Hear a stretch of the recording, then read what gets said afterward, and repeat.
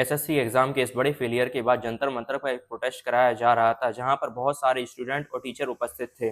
परंतु इस मुद्दे पर कोई भी सुनवाई नहीं की गई है। इसके उपरांत क्या हुआ? इसके उपरांत वहां पर पुलिस प्रशासन ने अपना बल दिखाते हुए स्टूडेंट और टीचर को हिरासत में लिया और इस प्रोटेस्ट को पूरी तरीके से बंद कराने की कोशिश की गई है।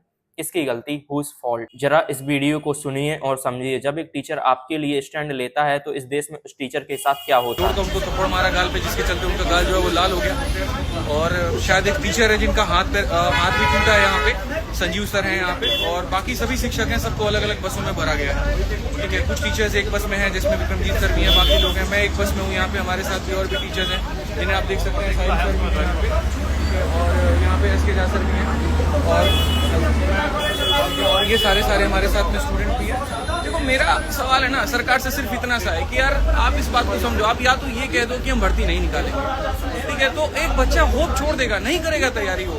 लेकिन आप जब ये आश्वासन उसको देते हैं कि देखो हम तुम्हें सरकारी नौकरी देंगे वहां पे, तभी तो वो तैयारी करता है, तभी तो हम तैयारी कराते हैं। हमें क्या जरूरत है अपनी कमर तोड़ने की? हमें क्या जरूरत है बच्चे को अपनी कमर तोड़ने की? यार वो इतनी मेहनत क्यों कर रहा है? क्योंकि उसको वो एक अधिकार मिला है और जिसके तहत वो तैयारी कर रहा है। आज इतना बुरा हो रहा है, इतना बुरा हो रहा है बच्चों के साथ में।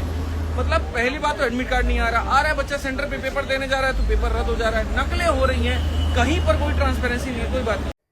बात से बच्चों की रजिस्ट्रेशन फी लौटाने तक सीमित नहीं है। बात है उनकी सालों से किए गई मेहनत की, बात है उनकी सालों की उम्मीद की, बात है उनके करियर की, बात है इस देश के युवा की और इस देश की। हमारे देश में अपने 5 साल के पॉलिटिकल काल के लिए जो पॉलिटिकल पार्टियां सारे देश में एक साथ चुनाव कंडक्ट करा सकती हैं, क्या वो एक साथ हमारे देश में एक एग्ज़ाम भी कंडक्ट नहीं करा सकती हैं? Whose fault? किसकी गलती? ये सिर्फ 5 साल की तैयारी की बात नहीं है, इस पर उस स्टूडेंट का 50 साल का करियर और उसके पूरे परिवार की जिम्मेदारियां निर्भर करती हैं। तो फिर एक बार अपने आप से पूछिए, हुज फॉल्ट? किसकी गलती? जो एसएससी सिर्फ एग्जाम की जगह एसएससी सिर्फ स्कैम बन के रह गया है। Whose fault?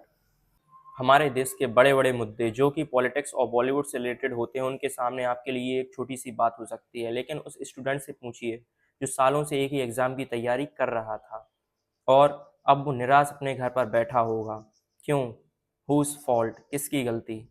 इस सवाल का जवाब आपको और किसी से मिलने से रहा तो एक बार अपने आप से ही पूछिए, हुज फॉल्ट? किसकी गलती? क्या उस स्टूडेंट की गलती जो सालों से तैयारी कर रहा था, या फिर उस टीचर की गलती जो उसे सालों से तैयारी कर रहा था, और या फिर उन पेरेंट्स की गलती जो सालों से उम्मीद में बैठे हैं कि उनके बच्चों की भी गवर्नमेंट जॉब लगेगी, या फिर सिस्टम की, या फिर उस एसोसिएशन की जिसने ये एग्ज़ाम कंडक्ट कराया था? किसकी गलती?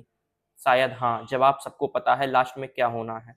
टेक्निकल ग्लिच की गलती, और किसी की नहीं। एक बार फिर मुझे पूरी उम्मीद है कि हर बार की तरह देश के युवाओं के उज्जवल भविष्य की तरह यह मुद्दा भी कहीं गायब हो जाएगा और पूरी तरीके से मिट जाएगा।